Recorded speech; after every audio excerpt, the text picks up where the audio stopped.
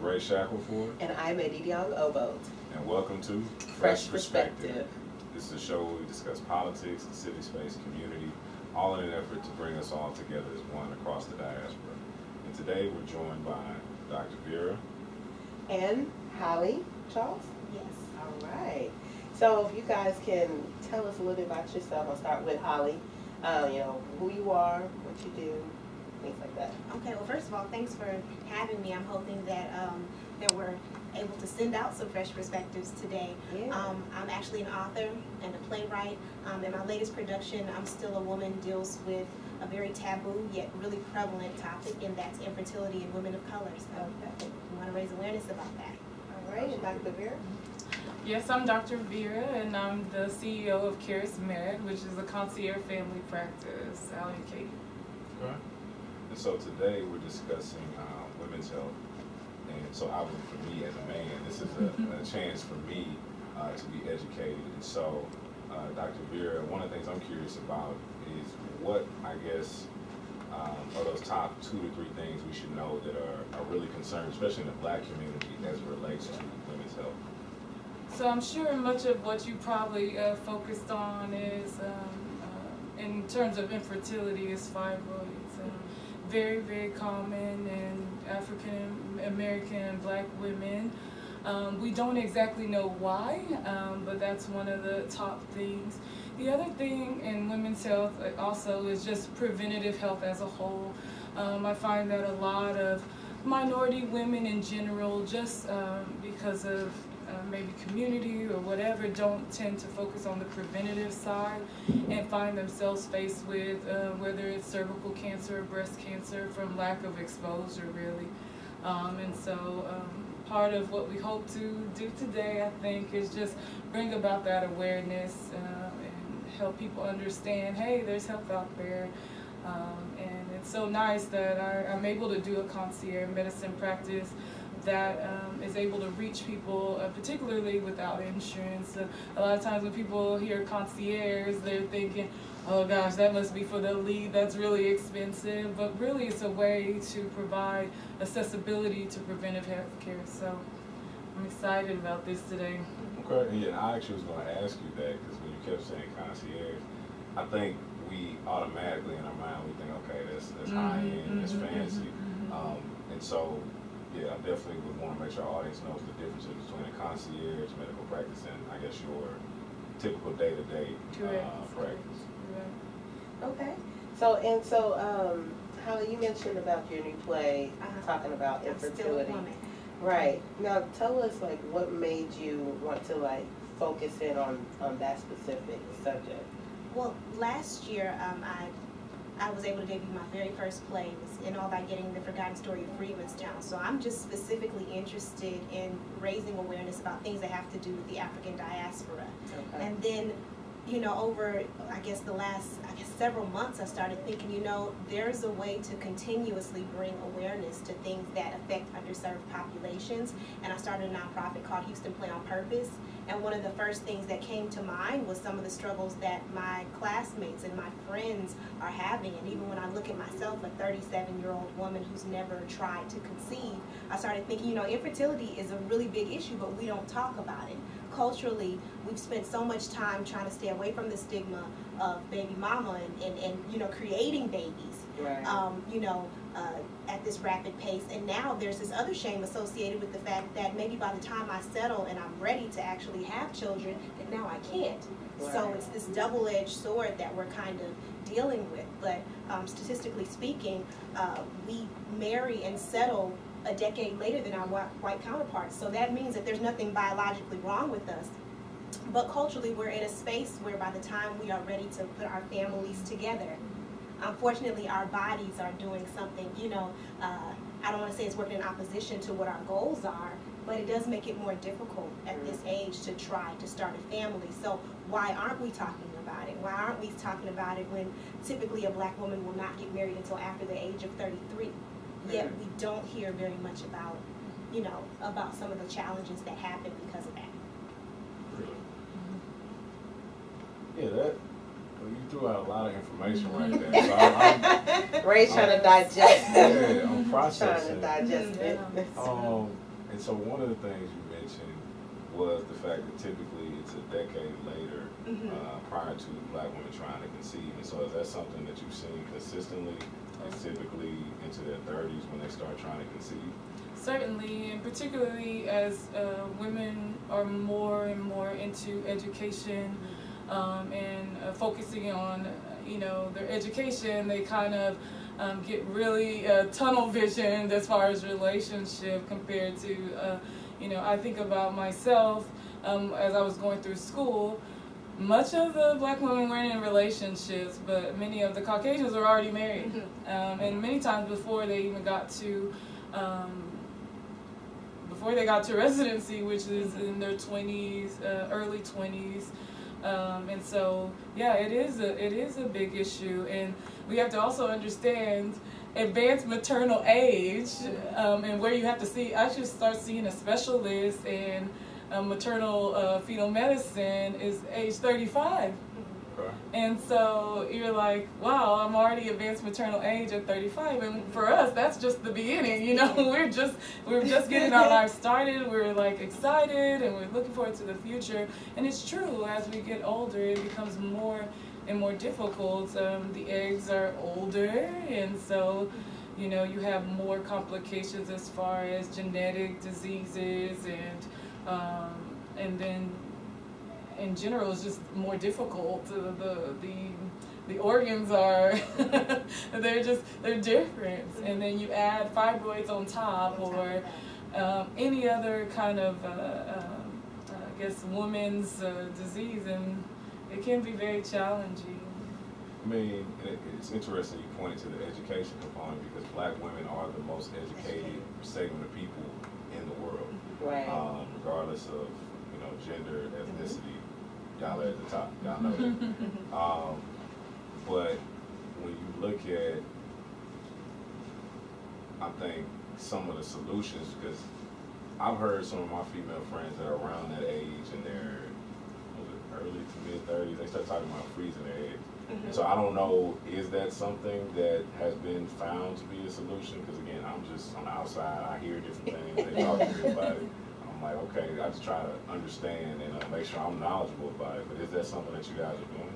Good question. That's something probably, I guess, in the last 10 years or so that's up and coming in terms of thinking about those things, because it's becoming a trend, not just in Black or African American women.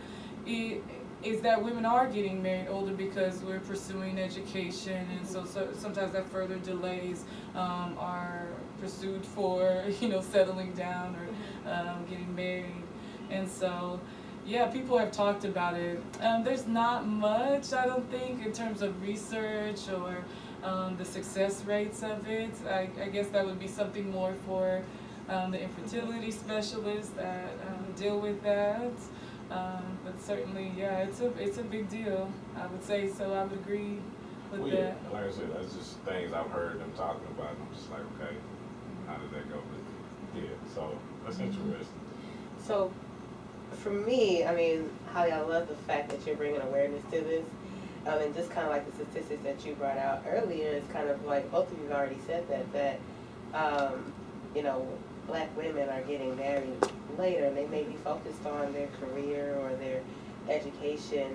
At the same time, it's almost as if you kind of get penalized for doing that, because life doesn't wait for anybody, right? As you get older, you come into that maternal pregnancy, right? I'm like, dang, I'm only 30-something, I'm maternal? Yeah. Like, Exactly. But I want to ask, in general, what is the oldest age, or when should you start, saying, hey, I'm going to be a high risk for all these different things? And what age is that? I guess that would be for you, Dr. Vera. Yeah, so the cutoff age is about that 35, actually. Yeah. That is when they're going to start offering you genetic testing when you get pregnant. They're going to start telling you about the risk of becoming pregnant, because it's not only just the infertility aspect, but once you get pregnant, you're also more at risk of things like preeclampsia, which is a condition during pregnancy that can complicate the pregnancy, and it's a constellation of symptoms, including hypertension, liver failure, etc. Pregnancy is not a benign thing. We thank God for the opportunity to have babies, deliver babies, but it really is a very complex situation from the time of conception to the time of delivery. For a woman to say they've gone through the whole process and it's been, fine is a miracle in and of itself. And so, unfortunately, it seems pretty young now. We look at Sarah, she had a baby in her 90s, so now that's not something I'm encouraging per se, but anything is possible. Anything is possible. I know in the Bible, that was the Lord. So that was the Lord's doing. Yes. I think we also have to look at, some of the words that we use that seem so final. There's such finality in saying what is the solution. There's such finality in asking what is the cutoff. I think that, what Dr. Vera was even getting at was that's going to be different for everybody. Yes, but what we want to focus on, and what I'm Still a Woman is all about, is saying that regardless of having delayed motherhood, there are other options. So instead of saying what is the solution, let's say what are our options. And so even with I'm Still a Woman, I wanted to entertain people, but the point is to kind of trick you into getting this education about yourself. So we have 8 different characters, and whether it's gestational carriers, you guys are used to the term surrogate, or it's someone opting for IVF, or if they're going into adoption, or if it's just making sure that they check into their own ovarian reserve, or if it's if it's egg freezing. All of these women are saying, hey, I'm still a woman regardless. I think we always look at women and we say, okay, in order to be a mother, you have to be a woman. But it shouldn't be that in order for you to be a woman, you got to be a mother. There are options, and no matter what happens, motherhood is still 100% a choice. And that's what we want to look at, and not the finality of my life is over, I'm not a woman, I'm not worthy. We have to remove that shame, especially when we're looking at so many different women who are dealing with this. There's this renaissance of Black women right now.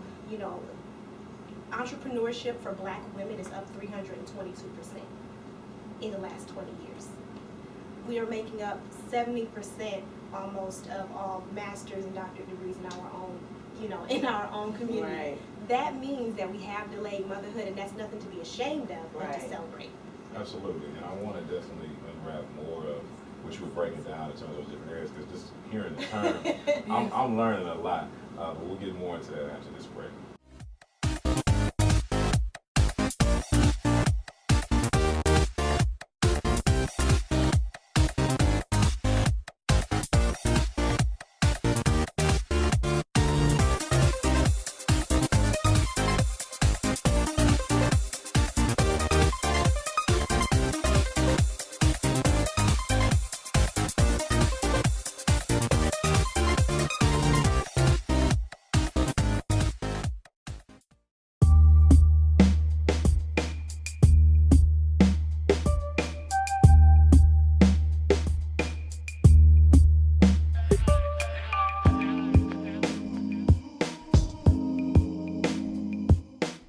And we're back on Fresh Perspective. Again, we have with us Ms. Holly, who is an author and a writer. And we have Dr. Vera, who is a family medicine doctor. So, Holly, before the break, you touched on kind of changing our language from solutions to options. And you listed like different types of options, adoption to IVF, that's intro. Come on, Dr. Vera. Vitro fertilization. Boom. Right there, there's other ways, to bring about that joy of motherhood that you're seeking, even though you can't carry. Even, you said gestational carriers, or that's a surrogate. Yeah. So, during our break, Dr. Vera mentioned that, medical care might become a little bit more difficult for people to access. So tell us a little bit more about what is a concierge medical practice, and how can that be a solution towards people who might experience infertility, or just even like you mentioned before, not knowing about how to address preventative health. Exactly. So concierge sounds like a big fancy word for the, medicine for the elite, I guess. And truthfully, it used to be. It used to be for the executives and the football players, football stars, or basketball players and stars. Because you don't see them in line at the doctor's office, do you? Sure don't. No.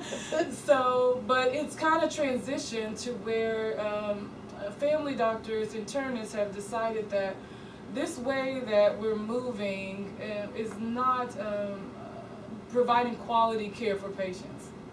And so this is not a new idea, but it's a new and upcoming idea. They kind of modernized it and made it reach out to the underserved community. And the way it goes is that it's like a membership-based practice, almost like you would have your gym membership. And what we do is, physicians, we stopped contracting with the insurance companies, and we want to be able to deal directly with the patient. And so we charge a membership fee, and that's kind of like, we call it a retainership fee, and that basically gives them access to, for my practice, unlimited doctor visits. We give a preventative physical exam every year that includes labs, that includes your PSA for men, includes your pap smear for women, and it's all at a low cost of, like, starting out from my practice as $99 a month. And that's kind of like the average price. There's some people that charge as low as $50, but there's always some, something to go with it. Mine is purely that. We start out as $99 a month. That's like See, almost the I had price you read have to an pay for like a article about copay. this a couple years ago, but I had never met anyone that was actually doing it. So this is amazing. Interesting. Yeah. It's amazing. Okay, like, And the reason why I wanted to make sure we touched on that, because like Holly said, like, there are different options, and you're still gonna have to probably see a doctor. Yes. And you don't want to get into that space where you're like, I can't afford to see the doctor. We've been trying, it's not helping. We want to have this, we want to do that, and bringing in that medical aspect, I think, is very imperative for people to know, like, education-wise. So for Holly, you talked about like the adoption area like, as an option. What are some? Have you ever experienced, like, or have you had like friends that you know of that have gone that route? 100%. Okay. Yes, and what's interesting to me is, even in writing and producing this play, I know people personally who still feel uncomfortable being able to share their stories, and I totally respect that.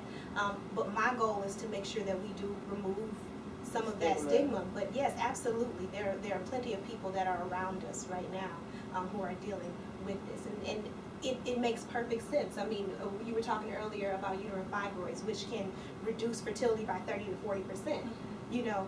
But most black women, by the time they're 50 years old, they're 80 to 90% likely to actually have uterine fibroids. Why are we not talking about this when this is something that predominantly affects our community? Our hair relaxers, the chemicals and the things that we put in our hair, automatically makes us more prone to fibroids. The fact that we have our menstrual cycles, African American women have their menstrual cycles earlier than any other race. That also contributes to our uterine fibroids. Why is it that we're so ashamed to talk about something that is very culturally related? There are so many reasons why, when you point at a black woman, why she might be more likely to have issues when it comes to conceiving.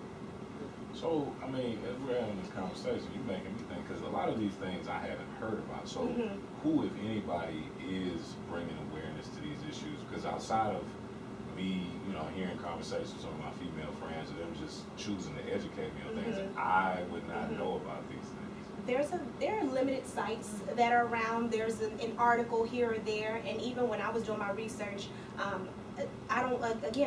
my goal is never to just entertain. There always should be a purpose behind what I do. And I remember trying to find the statistics, trying to understand why this was happening to us even further. And honestly, there's a lot of limited information. There wasn't a whole lot that was there, and there were lots of numbers that were kind of misconstrued. Like, for instance, at some point they were trying to make black women believe that, most black women don't get married. But that's not true. It just depends on what pool of women you're looking at. If you're looking at women in their 20s, no, black women are not getting married. But if you take a totally different pool in their 30s, then yes, we are getting married. It's just 10 years later. So that affects everything. So I think that we don't have a lot of people who feel comfortable enough to ask for what options they have. So my goal was to put everyone in a room and make you listen to women that look like you. And then one thing we've been really fortunate to have is the Houston Fertility Institute is working with us. They'll also be sharing a panel that follows our opening show. Also the Texas Adoption Resource Exchange, they're also coming to share with us. We want experts to be there. I want you to be entertained, but I want you to leave and feel empowered and also take information with you and continue to spread hope and spread love. What I'm doing is what I'm hoping will become a trend, where we're not ashamed. We're saying, you know what, we're doing a lot for our community. Black Girl Magic and Black Girls Rock, I thought at some point that was just to empower us, and I'm realizing, no, that's actually what's happening. Right. This is the renaissance that's happening, but that also means that unfortunately it's pushing us a little bit further towards delayed motherhood. So now we need to look at those options. So I know that we're heavily talking about the women and infertility, but we also have the men, right, who may not be able to I guess you call it sterile, right? Or Yeah, but it's less common less in common. comparison to women. Okay. And particularly black males, it's less common. Right. I've hardly seen any issue concerning men when it comes to infertility. Okay. Honestly speaking, Because their age urologists may doesn't speak hinder, differently. yeah. Their And age is not- that's their age partly doesn't hinder it, I them, think. yeah. Yeah, Okay. but I don't generally see the issue being with the male. And I'm not trying to knock women. It's just kind of how genetically, how anatomically they are. That every race is Right. is I created. just want to make sure that we put that out there. No, I know think that, it was very good. you know, and also for men that may struggle with that, I mean, there are options, right? You got There the adoption There's as so one of many those, and I mean, options. there's so many different options. I just wanted to make sure we touched on it. Man, I'm looking out for you guys. Yes. And we should look at this as a community issue. You know, it's not as though women, live, in this segregated community by themselves, struggling to have children. So even though this is something that maybe, Ray, you're not dealing with when you decide to marry, when you decide to settle down, this is something that could very well become a part of your story. So all Right. people should be Correct. educated about this, especially considering the cultural constraints that we have, the Right. socioeconomic constraints that we have. We have to pay attention to these things because it affects our families, our community. Well, yeah, and I was gonna say, being completely transparent, until it impacted somebody within my family, I hadn't paid as much attention to Right. it. And so now, obviously, when those things happen, it becomes very real. And so when Diddy brought this idea up, I was like, we definitely got to, because I'm trying to learn more about it anyway. Yeah. Because, like you said, at some point beyond the most recent thing with my family, it could come up when I do decide to settle down and get married. So. Right. I'm curious though, the advanced maternal age, did I use the right term? Okay. Is 35 for black women. Is that all women? That's all That's across all the all board. women. Okay. Yeah. It's all But it's just the fibroids that's more common in black. Certainly. Black and brown Much women. more. Black and brown women. Yeah. This Yeah, also mine- impacts the Hispanic community. It It can. does, yeah. Okay. I've seen it more in black women though. Overall, yeah. So how does for somebody who doesn't struggle with the infertility, right, a woman, but they do have fibroids, and let's say that they do get pregnant, how does that affect the pregnancy, and in which way does that affect the pregnancy? Yeah, certainly it can, and I'm speaking as a testament. I also during my first pregnancy suffered from fibroids, and it can do multiple things. It can cause growth restriction in the baby, depending on its location. It can prevent the baby from coming out naturally to where you would require a C-section. So thankfully, if the woman does get pregnant, it doesn't remove the risk. The risk of miscarriage is also increased if there's a fibroid there, because as the baby grows, the placenta, which is what feeds the baby, also grows, and so if it attaches incorrectly, it could cause more complications and risks. So, yeah. Oh, I mean, this has been such a rewarding experience. I really want to commend you guys for really bringing such a, I guess you would say, taboo topic to the forefront, especially with your play. So tell us when your play is. Oh, absolutely. The starting, Yes, of course. starting the opening date Yes. of it and how much it costs, Sure. things like that. So Houston Play on Purpose will always do boutique style plays where it's an Oh, I like exclusive that. thing where, call it boutique style, which means that we have a limited amount of shows. So on August 25th, this summer at Match Theater, which is 3400 Main, we'll be in Matchbox too. Yeah, I really love that facility. So they've kind of welcomed us, and they welcomed the information aspect too. So after you actually watch the show, we have a 3 p.m., 6:30, and an 8:30 show. And after each show, Houston Fertility Institute will be available. Texas Adoption Resource Exchange will be available. Not for you to, I guess, speak very candidly about your specific, instance, but you can walk away with a pamphlet, with some information, with a contact, so that you can continue to, discuss your own alternatives. And what's the date? And that will be August 25th, Saturday, August 25th. And what's the website, social media? And you can go to www.houstonplayonpurpose.com, and there'll be all the information. Tickets go on sale Friday, June 29th. So we're really, really excited. That's right after my birthday. There you So, go. Dr. Vera, where can people follow you and get in touch with you if they have questions or if they Or want to become a member. I'm gonna become a So you can simply go on KarisMed.com, that's KarisMed.com, and you actually can sign up and register right there online, get the pricing and everything. And where are you guys located? And so we're, okay, so we're at 4011 FM 1463 Road in Katy, Texas. But all that information's on the website as well. Okay, absolutely. Well, as Diddy Express, definitely thank you guys for coming out, educating us. I think our audience is going to enjoy this. Hopefully we get a lot of positive feedback about it. I'm Ray Shackelford, And I'm Edidiong Obot. and this has been Fresh Perspective.